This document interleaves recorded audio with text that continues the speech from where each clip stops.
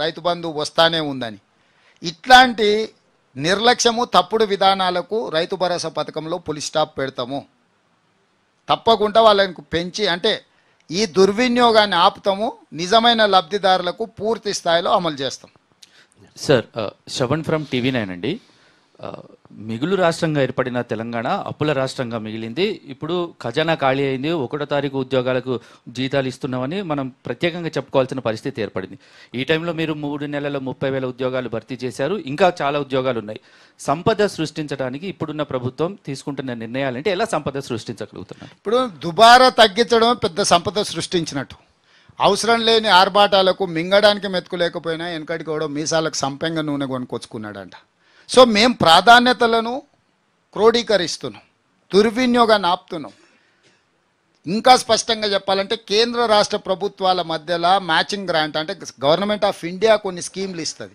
ఆ స్కీమ్లలో ఏంటంటే 60% నిధులు వాళ్ళు ఇస్తారు, 40% మనం వాటికి కలిపితే 100%తో నా కార్యక్రమాలు తీసుకోవచ్చు, ఇంక్లూడింగ్ సాగునీటి ప్రాజెక్టులు. ఇప్పుడు పాలమూరు రంగారెడ్డి ఎత్తిపోతల పథకము ఇప్పుడు జాతీయ ప్రాజెక్టులు అనే విధానమే మోడీ వచ్చినాక రద్దు చేసి, నేషనల్ ప్రాజెక్ట్ అంటారు కదా, ఆ విధానమే 2015లో రద్దు అయిపోయింది. ప్రతిసారి కేసీఆర్ నేషనల్ ప్రాజెక్టు కోసం లెటర్ ఇచ్చి వచ్చినట్టు.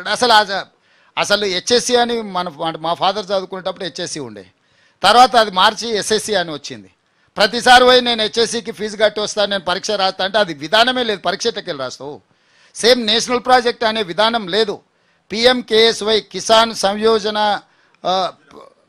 యోజన అని కొత్త పథకం వచ్చింది. దాంట్లో ఏ ప్రాజెక్ట్ అయినా ప్రాపర్ ఫార్మేట్లో అప్లికేషన్ పెట్టుకుంటే 60% కేంద్ర ప్రభుత్వం నిధులు ఇస్తే 40% రాష్ట్ర ప్రభుత్వం ఇవ్వాలి.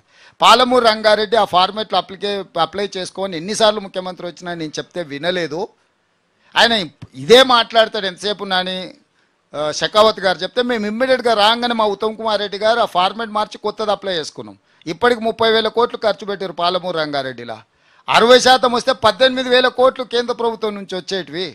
అప్పులు చేయాల్సిన బాధ తప్పుతుండే. ఇప్పుడు అప్పుల ముప్పు నుంచి కాపాడడానికి కేంద్ర ప్రభుత్వం అది రూరల్ హెల్త్ మిషన్ కావచ్చు, ఇరిగేషన్ ప్రాజెక్ట్స్ కావచ్చు, లేకపోతే ఇతర ఏవేవైతే పథకాలు ఉన్నాయో కేంద్ర ప్రభుత్వం మొదలుపెట్టే పథకాలు, అది మన హక్కు. మనం వాటిని నిధులను వినియోగించుకొని రాష్ట్ర ప్రభుత్వం సద్వినియోగం చేసుకుంటుంది. ఇప్పుడు నీకు జిఎస్టీలో అసలు వాళ్ళకి నచ్చిన వాళ్ళకు 1,000 కోట్ల రూపాయలు ప్రతి నెల అడ్డగోలుకి ఇచ్చిపెట్టారు.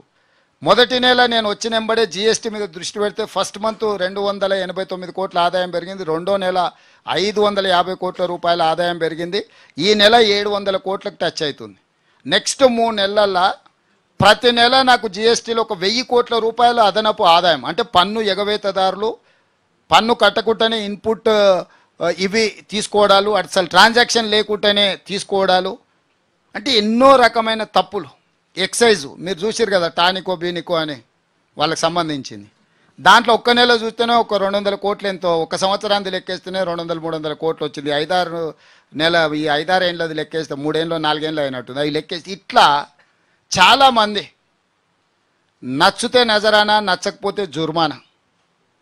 ఈ విధానం జిఎస్టీలో కానీ, వ్యాట్లో కానీ, ఎక్సైజ్ డిపార్ట్మెంట్లో కానీ అడ్డగోలిగా అసలు ఎట్లా పడితే ఎడాపెడా దోపిడీదారులకి ప్రభుత్వం సహకరించింది. ఈ 300 రోజుల్లో దాదాపుగా నాకు ప్రతి నెల 700-800 కోట్ల రూపాయల ఆదాయం పెరిగింది. నాకు నమ్మకం ఉంది ఇంకా కొద్ది రోజుల్లో ఒక 3 నెలల 1,000 కోట్లకు, అంటే ప్రతి నెల 1,000 కోట్ల ఆదాయం పెరిగితే నాకు సంవత్సరానికి 12,000 కోట్ల ఆదాయం పెరుగుద్ది. 12,000 కోట్ల రూపాయలతో నేను అమలు చేస్తున్న సంక్షేమ పథకాలకు ఏమేమి అవసరం ఉందో వాటన్నిటి కూడా ఒక పద్ధతి ప్రకారం ఖర్చు పెడతాము. దుబారా తగ్గిస్తాము, సోకులకు ఖర్చు పెట్టము, అంచనాలు తక్కువేసి అడ్డగోలుగా పెంచే విధానం మా దగ్గర ఉండదు. తద్వారా మిగులు నిధులతోని ఇవన్నిటిని కూడా అమలు చేస్తాం. Next frame the question short. CM గారు నమస్తే, నా పేరు రాములు అండి, 6TV బ్యూరో చీఫ్. ముందుగా మీకు 100 డేస్ కంప్లీట్కు శుభాకాంక్షలు.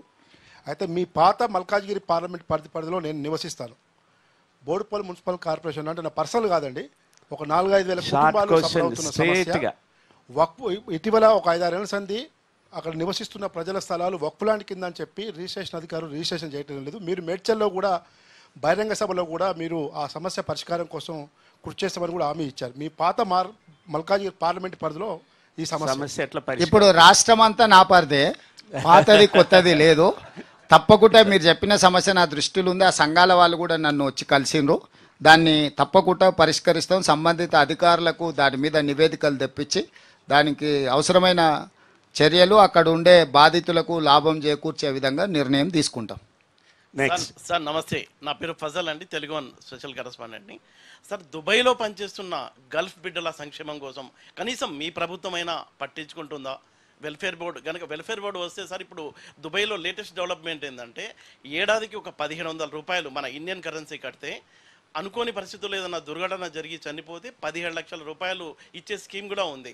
మీరు కనుక ఒక కార్పొరేషన్ ఏర్పాటు చేస్తే చాలా బెనిఫిట్ ఆ రకంగా కూడా అవుతుంది.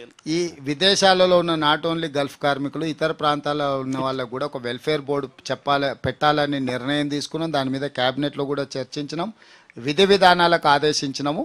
విధి విధానాలు ఎలక్షన్ కోడ్ పూర్తి అయితేనే తీసుకొచ్చి వాళ్ళకు శాశ్వతంగా ఆ సమస్యకు పరిష్కారం, ఈవెన్ ఈ దళారుల వ్యవస్థను కూడా పూర్తిగా తొలగించడానికి ప్రభుత్వమే వివిధ దేశాలలో ఉద్యోగ ఉపాధి అవకాశాలను ప్రభుత్వమే తెప్పించి ఇక్కడ వెళ్ళాలనుకుంటున్న వాళ్ళని కూడా నమోదు చేయించి వాళ్ళకు అవసరమైన తర్ఫీద్ అంటే ఒక శిక్షణ లాంటిది ఇచ్చి ఎక్కడికి వెళ్ళాలి, ఏ దేశము ఎట్లుండాలి అనేది కూడా దానికి ఒక మొత్తం వ్యవస్థని శాశ్వతంగా ఏర్పాటు చేయాలని ప్రభుత్వం చర్చించింది. తొందరలోనే ఒక మంచి పాలసీతో ముందుకు వస్తాం.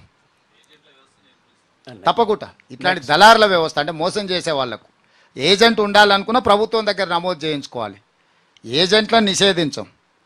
ఏజెంట్లు చట్ట పరిధిలో పనిచేయాలి. వాళ్ళందరూ కూడా ప్రభుత్వం దగ్గర నమోదు చేయించుకోవాలి. అఫీషియల్ ఏజెంట్ ఉన్నాడు అనుకో, అతను ఏం చేస్తుండో మనం పర్యవేక్షించవచ్చు. ఇప్పుడు అనఫీషియల్ ఏజెంట్స్ ఉన్నారంటే వాడు ఏం చేస్తుండో, ఎవరు మోసం చేస్తుండో, ఎవరి దగ్గర డబ్బులు తీసుకుంటుండో మనకు తెలియని కూడా తెలియదు. Hello sir. Hello sir. అదేవిధంగా చనిపోయిన వాళ్ళకు 5-5 లక్షలు వాళ్ళ ఫ్యామిలీస్ చనిపోయిన వాళ్ళకు కూడా ఉంటే మొన్ననే 5-5 లక్షల రూపాయలు ఇవ్వడం జరిగింది ఆ కుటుంబాలను ఆదుకోవడం కోసం వేములవాడ అసెంబ్లీ కాన్స్టిట్యున్సీలో. మా దృష్టికి వచ్చిన రెండింటి మీద ఆల్రెడీ 5-5 లక్షలు ఆ కుటుంబాలకు చెల్లించడం జరిగింది వేములవాడ కాన్స్టిట్యున్సీ. నేను రఘు అండి నా పేరు.